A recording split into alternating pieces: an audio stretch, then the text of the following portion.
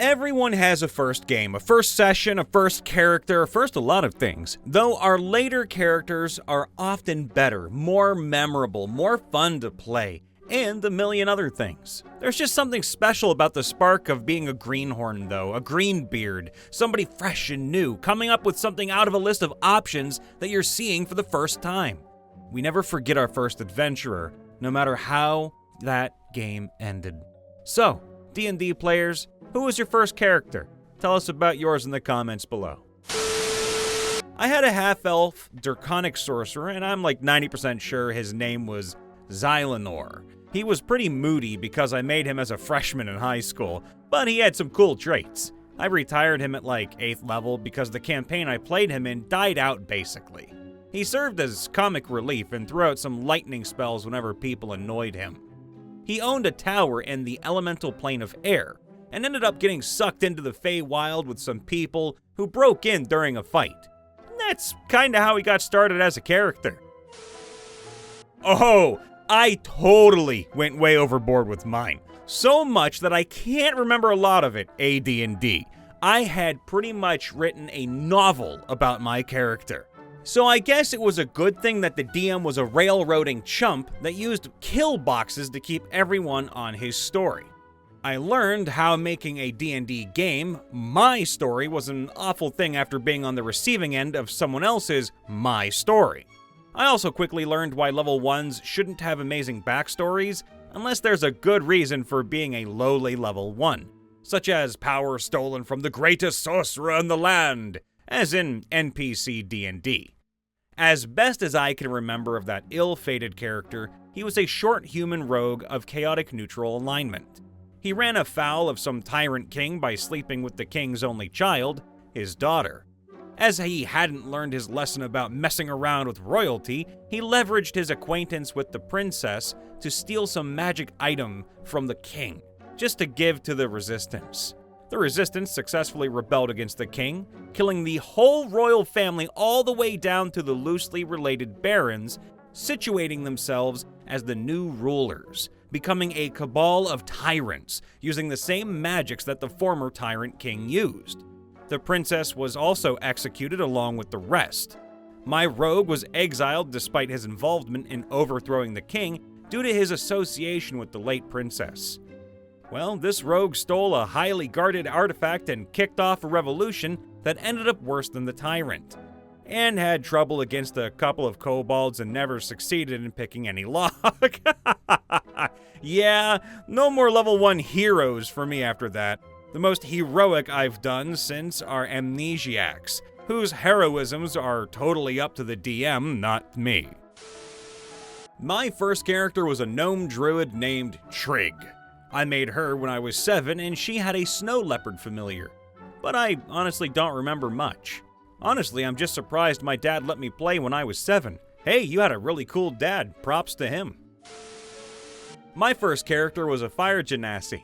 Back then, I had zero idea about D&D classes, so I was just looking through the D&D wiki, all without knowing that 99% of it was homebrew. I only knew D&D from watching Critical Role back then. Yeah, I'm one of them. At this point, the text of the Arcane Warrior sounded kind of like what I had in mind. So I showed it to my then DM, but he didn't want to use homebrew. He thought I wanted to be a mage in heavy armor or something alike. I told him that I'm fine with no homebrew classes, I just wanted to play a mage who can craft jewelry. So he suggested then that I try the UA Artificer. We only played one game.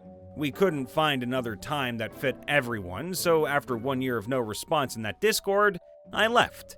But I wasn't happy with the class at all. One day I want to recreate him. Not sure if as a fire genasi or high elf, but when I do, I'll make him a draconic bloodline sorcerer with a background as a jeweler. My first character was a super stereotypical wood elf ranger named Zorian Araval that got killed off after a few sessions, which I'm thankful for actually, since my next character was much better. My first character is Bree Highhill.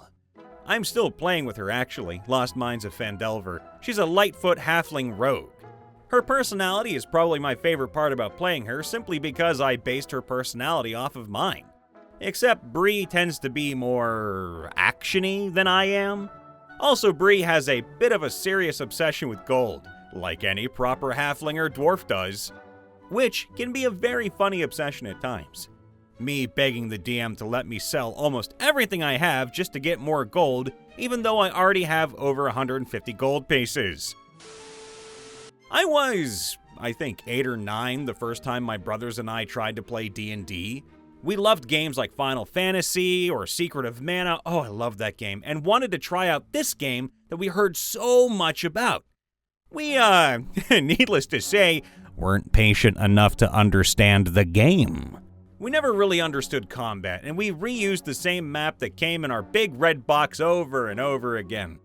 We mostly just kind of made up our own rules, and no characters really had any personality. My first character was a human thief named Backstab. He had an evil twin brother named Front Stab. That's the most interesting fact about Backstab. I love it here. I'm pretty sure that mine was just a halfling fighter named Finin Thorngage. He went on and slew an ancient black dragon once, I think. He was pretty cautiously optimistic, if you know what I mean, but generally a pretty happy fella. He was also pretty stubborn, but other than that, he was pretty fun to play.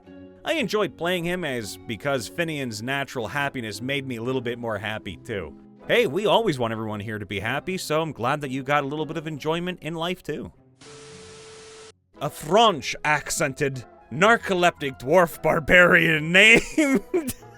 oh god! Dijon Moustarde. We were playing Lost Mines, and I got stage fright and said he fell asleep to avoid doing my dumbass character voice, which I got insecure about, and explained it as him being narcoleptic. Well, that first session sucked, the campaign was trashed, and that was the end. Except it wasn't.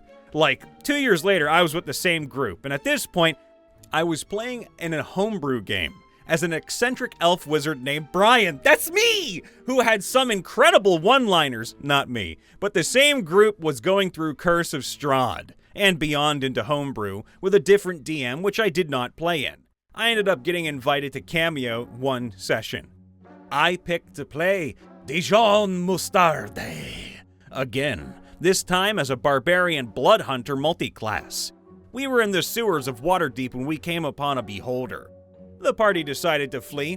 I figured, what the hell? I don't care if I die, and stuck around to fight the thing. I rolled no less than 7 nat 20s that combat, refusing to be petrified, and effectively soloed the fight with the help of a cleric helping from long range. Bloodhunter is overpowered to hell and back. I don't even watch Critical Role, but that session was awesome. The DM was so pissed though, as it ruined his plans. But we love Dijon Moustarde. My first character was a human fighter. Simple. He had no backstory. Backstory really wasn't a thing yet, since characters weren't really expected to survive long enough to merit one. It was 1981.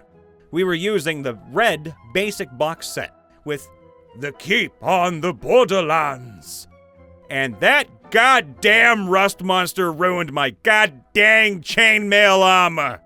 I barely made it off the adventure to replace it. I hate rust monsters. Back in the days of AD&D, I played a paladin who followed Hephaestus. A friend also wanted to go paladin, and we had much more fun being fanatics than anything else. Before we'd charge into combat, we'd say something like, "A true work of art can only be wrought through the relentless pounding of Hephaestus and the flame of the forge! Through the forge is perfection!" Before chanting, "Through the forge! Through the forge!" And that was our battle cry. We didn't have a backstory, really. We were just Smith's zealots. Yeah, you know, I could see that as a dwarf. "All right, it's time for Hephaestus to get me through the forge of Vrachus! For Vrachus!" This was in Pathfinder, so not sure about how drastic the differences are, as I only played 6 to 7 sessions before quarantine, and then we never played that campaign again. Pathfinder's better. My character was a Casthatha psychedelic psychic named Obzen. Of course, I made his backstory really dramatic. It was a morally fuzzy campaign. Basically, we were all aligned of some type of evil. Now, one of the cool things about Casthathas, besides the 4 arms of course, is that their culture lends to some cool backstories. When they reach adulthood, they go off on what's called a tempering, which is kind of like the rumspringa that the Amish do. They get to leave their community and get to decide whether to come back or stay gone forever. Well, while he was out on his tempering, he ended up getting in with a cult that cleanses the world of anyone who won't convert and join them. Naturally, they came across a group of other Castha, and Obzen refuses to kill his own people. So they tie him up and make him watch as they kill all of the Castha. Blinded by hate and grief, he wanders the lands searching for the leader of the cult so he can kill him. Now, Psychedelic Psychic was cool, because you literally eat drugs and trip balls, and then you can make your target trip out too, making them see their worst nightmares. It was a great way to incapacitate enemies, but like I said, that campaign only lasted a few sessions, so I didn't get to fully explore his powers.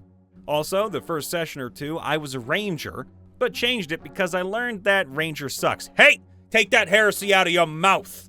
Only cool part was that I had an animal companion. That's really cool. And he was a giant wasp named Rowboat. And he would carry me around. Why Rowboat? I've been using D&D Beyond for a while now, and have played other games like D&D, but technically only started my first campaign about a half a year ago. It's still ongoing, but my first character is a Wood Elf Ranger Hunter named Treffry, whose character quirk is that he was raised by Aarakocras, and so knows absolutely nothing about civilization or any of its customs. He has already incited about 2 rebellions, and is learning very quickly and crookedly about the nature of things like friendship, death, workers' unions. However, he still really hasn't figured out money. My first character was a druid named Dan Technotitlian, but he went by Dan the Flower Man.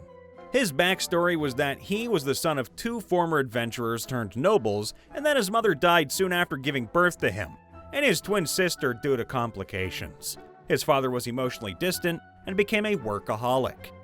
Dan found out that his parents were adventurers and decided to adventure himself by entering the forbidden forest near his town.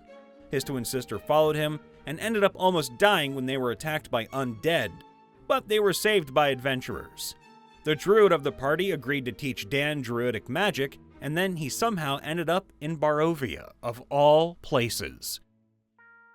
Hey everybody, Brian Von VA checking in after the vid. Make sure to leave a like, subscribe, ring that bell, and let us know in the comments below.